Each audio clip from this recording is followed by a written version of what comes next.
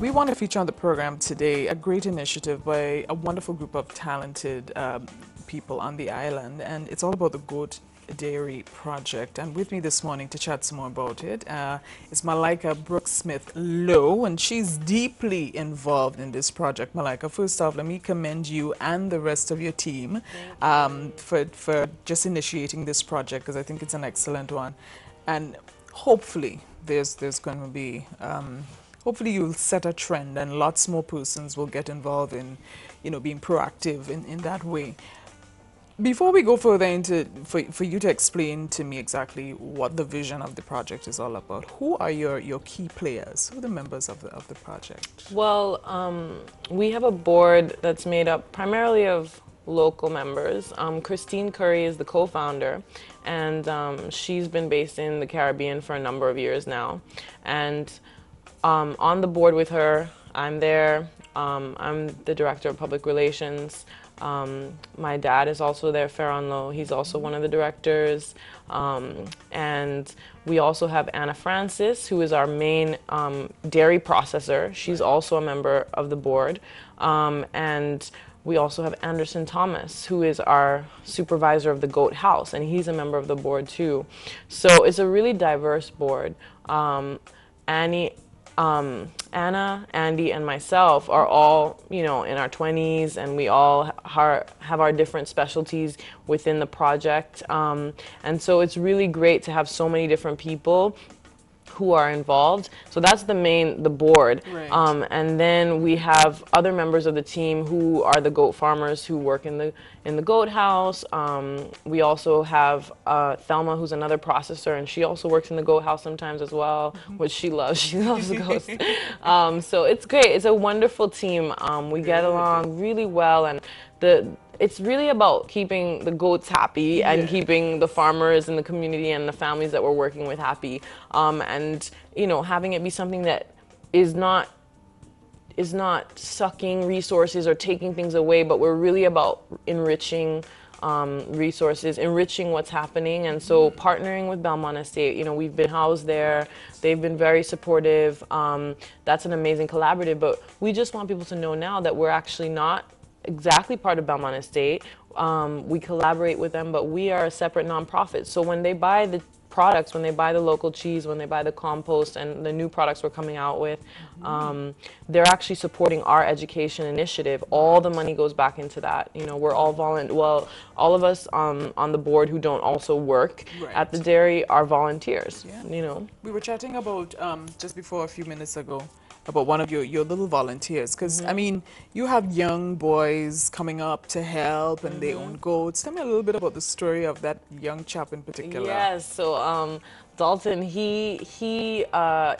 when people go and check out our fundraiser campaign, which launched 2 days ago actually, so this is perfect timing, but he's the face in the front with his little goat, and he wanted to volunteer from a young age. So we said, okay, well, we obviously talked with his family, and so he would walk up. He lives right in the area there, and he would walk up and help out. And now that he's getting older, he has more responsibilities. We actually have some footage of him in the video that we made, but also, we did a longer interview with him, finding out about what he thought about the project. And now he got another goat for helping out. We want to just have a symbiotic relationship. So there he is, oh yeah, there he is, smiling with his little buddy. Yeah, and it's great because we really have brought in many goats. Over 100 have gone out into the community, and these we have been using local does as well as we imported goats from high genetic stock from the States, from productive goat dairies. So what we want to do is up the genetics throughout the island. This is not about us just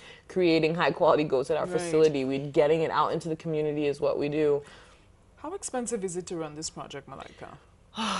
It's rough. Yeah, because I just looked at one of your bits of equipment there, and it's very, and we're focused on quality. I mean, that is key to what we're doing.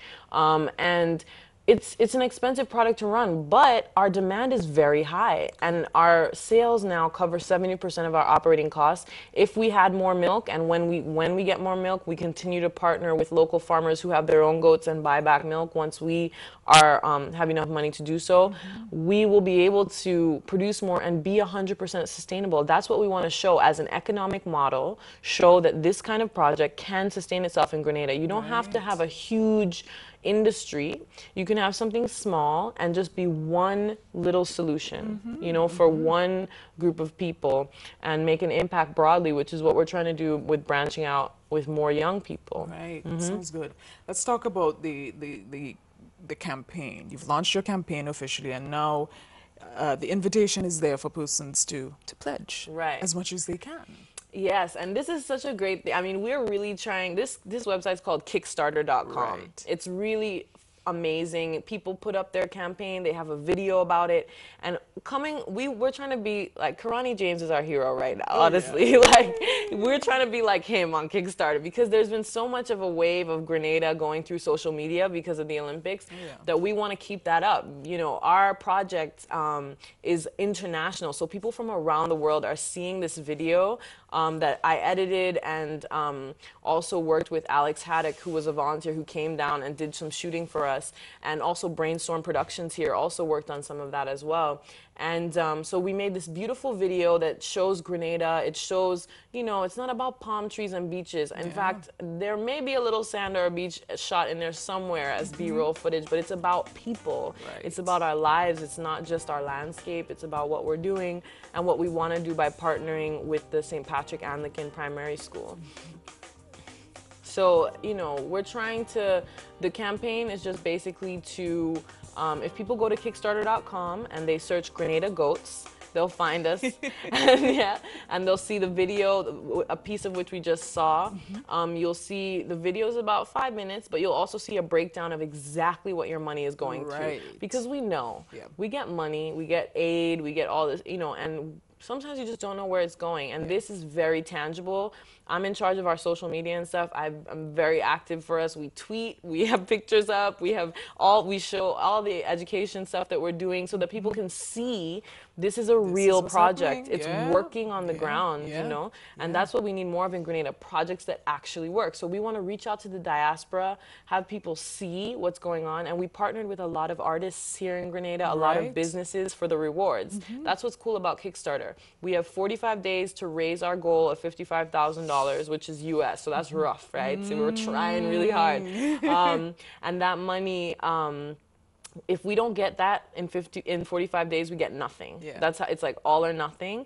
And as an incentive, we have, dinner for two at different restaurants. You can do yoga for 2 weeks. You can have private yoga sessions. You can get original artwork from people like Dolliver, a folk artist that's really well known up in St. Patrick, Stacy Byer, Joshua Yetman, Judith Jarvis. We just connect. We wanted to say, look, agriculture can support art, art can support agriculture, so there's a lot of connections there. So yeah, that's what we're doing. We really want people to see. So the money goes directly to the school project that we're doing specifically. In St. Patrick. In St. Patrick. The St. Patrick Anglican Primary School, which is right there on the hill there in Sauters. And we've been in collaboration with the principal, the staff, and the students. We've mapped out where we're going to put a 16 goat facility. So they'll have 16 goats of their own. They will have all that they need to learn how to milk, how to take care of the goats, how to feed them. They'll also have a compost station that will help to fuel and feed their garden, because they have a garden going on in the back there already. I think they're starting back up their little poultry facility. So they really are going to have, and farming is ridiculously relevant, but even if it weren't just about farming, they're going to have something. Anyone who has kids knows that they want to touch things, they want to smell them, they want to have a chance to taste and interact, and that will give them so much to write about, to read about, to learn about in business, in home economics, in art, in everything. So we just want, and we already have schools who are interested in collaborating in the sense that they want to send kids over. So it's not going to just be about that school. It's going to be a base for the community and for other schools, and a model for the world, because I don't think there's many of these. No, not at all. Not at all. What sort of responses did you get from, let's say, farmers in particular, when you said, hey, this is what we want to do, would you like to be part of it? Well, you know, I only came onto the project last year, and it's been going on since 2008. Right. There have been huge ups and downs. I think that farmers are really eager to have, you know, one of the things that the Ministry of Agriculture in their last report identified as a weakness in the livestock industry is the lack of central processing. And we have a dairy facility that can process immense amounts of milk. Right now, we're small because we really want to get farmers up to standard. Goat milk is something that's very tricky, and you have to monitor, and we monitor meticulously because you don't want people to get sick, and you want it to be the healthiest food that it can be. So I think farmers are very happy about having the possibility of centralized processing, so there's somewhere they can sell their milk to, and there's value added and all of that. But it's definitely you know, people think that it's very simple. Like, look, I sell my goat milk all the time, and people buy it. But when we say, well, no, you have to have running water. We need to make sure that the goats have a facility, that they're not, that it's being cleaned out. I mean, we want to make sure that we're taking care of both the farmers, but also the people that buy the milk, buy the cheese, and the products that we sell. So, you know, people I think, are enthusiastic. It's a complicated process. We haven't gotten funding really before. We haven't gotten as much support as we would like from everybody, but it is definitely still growing. Right. Don't worry, and you will get there, girl. You will get there. And just remind our viewers again as to the site, if they want to pop on, have a look at the video, and if they want to make a pledge, how they can make that happen. Okay, so if you are interested in, where am I looking? Okay, here. If you're interested in donating, you can check us out either on our Facebook page, facebook.com/thegoatdairy, or you can check us out on Twitter, twitter.com/thegoatdairy, or you could head directly to kickstarter.com, and there you can search Grenada Goats, and you will find our project. You will see our video. Every dollar counts. It is in US. So, you know, even if you can just give $1, that's great. That works. It does something, you know. Listen, a little bit adds up. And if you can't give anything, just spread the word. Tell people about it. Tell people about the project, because it's a great project. It is a great project. And by the way, I love goat cheese. And I know you also have an additional website, and correct me if I'm wrong, I'm not sure if you mentioned it, but there's also thegoatdairy.org. Yeah, thegoatdairy.org is our website. Right. Nowadays, everything is Facebook and Twitter, but we also have a traditional, old school, but very good website. Yeah, thegoatdairy.org. Yeah, fantastic. Good. So what we're going to do is, folks, a little later on, we're also going to let you know, we'll share some more footage with you. And don't forget, you can also check out our YouTube upload a little later on during the course of this week or next week, where we'll share the interview with you and more information regarding the Goat Dairy Project. Thank you so much, Malaika, and well done. Thank you so much for having me. Give my regards to your entire team, and keep up the good work. I'll try to spread as much as I can.